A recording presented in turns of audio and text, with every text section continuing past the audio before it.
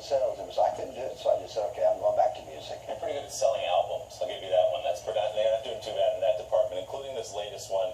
You've called it music for grown-ups, and I think you said not for jazzercise. What did you mean by that exactly? Well, it's not the kind of record you put on and want to work out to. Right. You know, I think that you have to make records age appropriate, and so, you know, I try to write about things that would interest, you know, people my age, and try not to write about the typical rock things anymore. Try to take a lead from, like, you know, Tennessee Williams or John Steinbeck.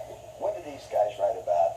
You know, the American experience, and so that's what I think that's on this record. And yet, when you hit the road and go back out on tour again in January, they want to hear your hits, right? They want to hear Jack and Diane.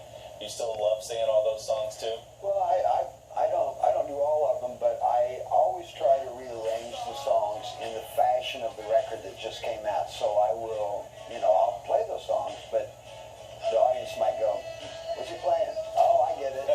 And so what happens is you challenge the guys in the band, you challenge yourself, and you challenge the audience, and it makes it more of an interesting thing when everybody comes together, I think. Speaking of Jack and Diane, I read something that I didn't know until just now.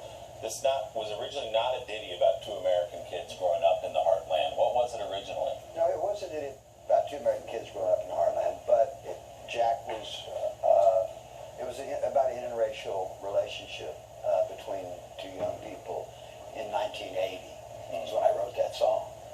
So it was a different time, and I was convinced through much argument